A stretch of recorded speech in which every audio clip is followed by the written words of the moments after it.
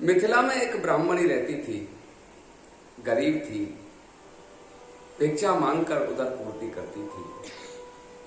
उसके पास 2 धोतियां, एक धोकर सुखा देती थी, एक को पहन लेती थी। एक उसका छोटा सा बच्चा 7 वर्ष का, नाम प्रयागदास। सावन पूर्णिमा में रक्षाबंधन का दिन आया तो प्रयागदास दौड़ता हुआ अपनी माँ के पास आया और कहने लगा, माँ, मुझे किसी ने राखी नहीं बांधी। क्योंकि प्रयागदास गरीब था। हो जाते हैं रिश्तेदार जब जर पास होता है, टूट जाता है गरीबी में जो रिश्ता खास होता है। प्रयागदास गरीब था, भला उसे कौन राखी बांधता। मां कहने लगी, बेटा तेरी कोई बहन नहीं है। बालक कहने लगा कि मां, सबके हाथ पैर आंख नाक कान है, मेरे भी है।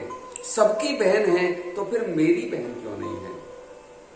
अब नन्हे से प्रयागदास को मां भला कैसे समझाती। कहने लगी, बेटा तेरी भी बहन है, उसका नाम सीता है। वो अपनी ससुराल में है, उसकी ससुराल अयोध्या है, उसके पति का नाम राम है। छोटा सा बच्चा सुनकर जिद करने लगा, कहने लगा, माँ मैं बहन की ससुराल जाऊंगा, बहन से राखी बंधवाऊंगा।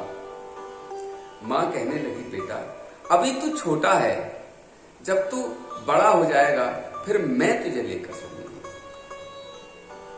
कहते हुए प्रयागदास को माँ ने अपने पास सुला लिया।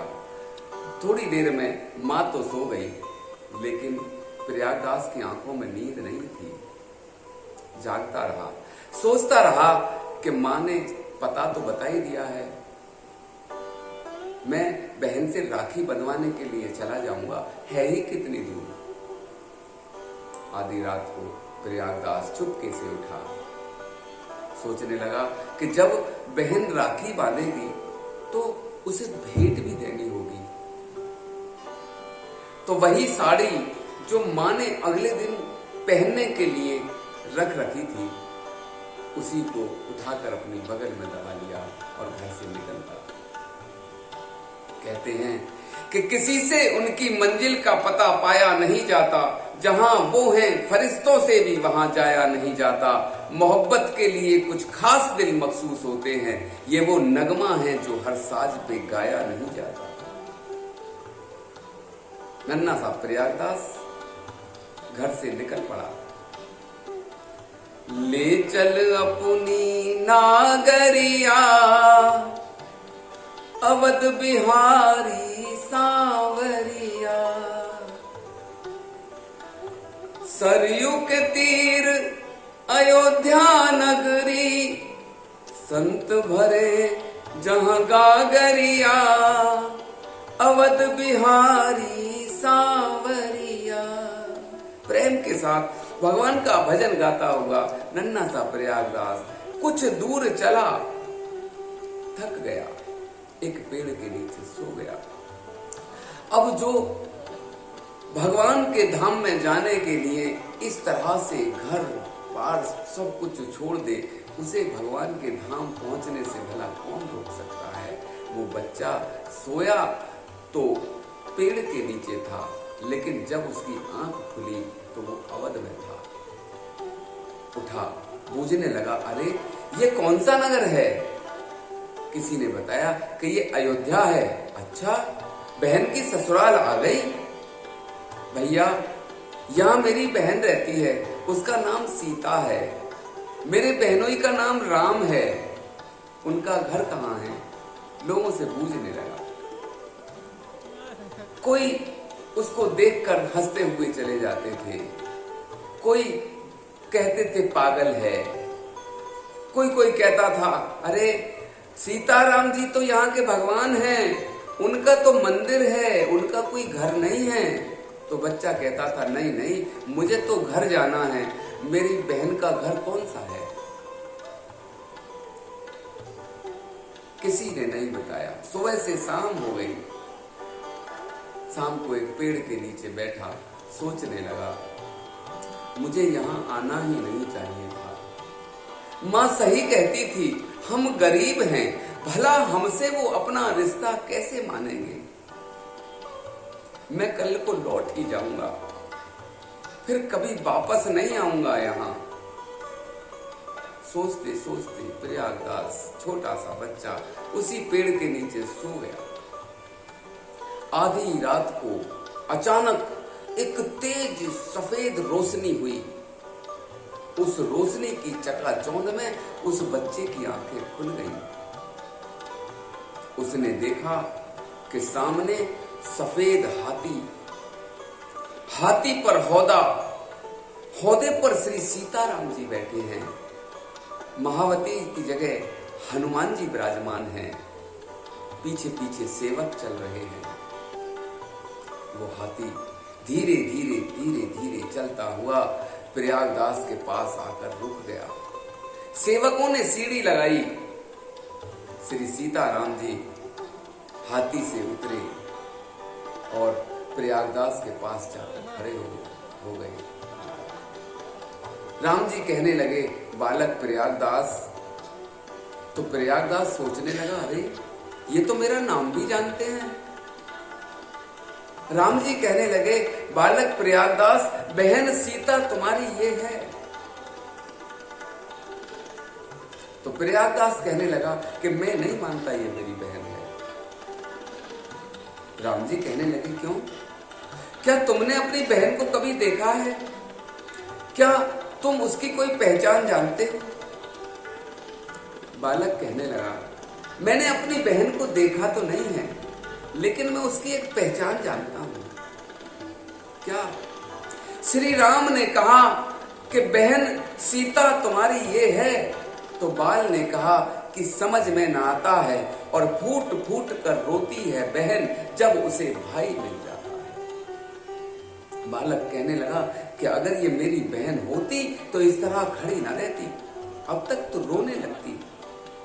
इतना सुनते ही किशोरी जी की आंखों से आंसू बहने लगे और कहने लगी कि भूल गई मैया पर भैया हमें भूले नहीं। भैरव सिया के उर्भाव भर आता है। रोने लगी सीता आंसुओं से मुख धोने लगी। भाई और बहना का भगवान धन्य नाता है। श्री किशोरी जी ने रोते रोते अपने भैया प्रयागदास को अपने हृदय से लगा लिया। प्रयागदास भी मुख नीचे को करके रोते रहे। बहन ने हाथ में राखी बांधी तो वो जो धोती प्रयागदास लेकर आए थे, उन्होंने नजर नीची करके वो धोती आगे बढ़ा दी। कहने लगे, बहन ये तुम्हारी भेंट है। किशोरी जी कहने लगी कि भैया मेरी मैया के पास 2 ही धोतियां हैं, एक तुम ले आए, इसे ले जाओ और मैया से कहना कि उनके आशीर्वाद से मैं बहुत खुश हूं, बहुत प्रसन्न हूं, उनका खूब आशीर्वाद है मुझ पर। प्रयागदास रोते रहे और धीरे धीरे धीरे धीरे ये दृश्य अदृश्य हो गया। पूरी रात प्रयागदास की रोते रोते बीती। उसी समय सुबह के टाइम एक महात्मा उधर से निकले तो प्रयागदास के चेहरे पर सात्विक भाव देखकर, वो सात्विक रुदन देखकर कहते हैं कि मन गुण मम गुण गावत पुलक शरीरा, गदगद गिरा नैन वह नीरा।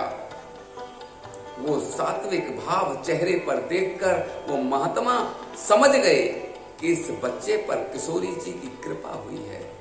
उस बच्चे को अपने आश्रम में ले आए। दोपहर को 2 देवियां आई, कहने लगी, अपने हाथों में भोजन, सोने के बर्तन में भोजन लेकर, और कहने लगी कि हमारे घर सत्यनारायण भगवान की कथा थी, हमारी मैया ने ये प्रसाद भेजा है। और उसके बाद उन बर्तनों को लेने के लिए कोई नहीं आया। महात्मा जी समझ गए कि ये तो किशोरी जी ने अपने भैया की पहुनाई की है, मेहमान नवाजी की है अपने भैया की। महात्मा जी कहने लगे कि इन बर्तनों को तुम ले जाओ, ये तुम्हारे लिए आए हैं। बालक कहने लगा, नहीं, मैं बहन की ससुराल से कुछ भी लेकर नहीं जाऊंगा, इन्हें तुम रखो। तो दोनों ने सलाह मिलाकर वो बर्तन वहीं पास में वशिष्ठ कुंड में डाल दिए और वो बालक चला मिथिला के लिए। थोड़ी दूर चला, पेड़ के नीचे सो गया। अब सोया पेड़ के नीचे, जब आंख खुली तो मिथिला में था। सामने उसकी मां आ रही थी। मां का रोते रोते बुरा हाल था। मां ने देखते ही उसे अपने हृदय से लगा लिया। कहने लगी, बेटा तू कहां चला गया था? प्रयागदास खुश होता हुआ बोला, मां मैं अपनी बहन की ससुराल गया था। बहन ने बहुत प्यार किया, राखी बांधी, लेकिन मां एक बात मेरी समझ में नहीं आई कि पायन में पन्हा न हती, मेरे पैरों में तो चप्पल भी नहीं थी। पायन में पन्हा न हती, उत भूषण की तन पे छवि छाजी, मेरे पैरों में चप्पल नहीं थी और बहन आभूषणों से लदी हुई आई थी। और जाए विनीत लिखी अवनी, तही की भगनी गजराज विराजी। मैं जमीन पर बैठ खड़ा हुआ था और बहन हाथी पर आई। पर मान की बात नहीं मन में, चित में एक चोट लगी मोए माझी। बातें करी बहना दोई चारी, पर बोले नहीं बहनोई मिजाजी। बहन ने तो दो चार बातें भी की, लेकिन बहनोई कुछ बोले नहीं, चुपचाप खड़े हुए देखते रहे। मां ने आकाश की ओर मुख करके कहा, धन्य है किशोरी जी, आपने मेरी वाणी की लाज रख ली। और उस बच्चे से कहने लगी, बेटा वो है ही बहुत शर्मीले, बहुत संकोची हैं, बड़ी मर्यादा में रहते हैं, कम बोलते हैं। तो इस तरह किशोरी जी ने केवल अब वाणी की लाज रखने के लिए प्रयागदास जी को दर्शन दिया, वो रिश्ता निभाया जो उस बच्चे ने अपने मन में सोच लिया था कि ये मेरी बहन है, राम जी मेरे बहनोई हैं। भगवान इस तरह अपने भक्तों से हर एक रिश्ता निभाने के लिए तैयार बैठे होते हैं।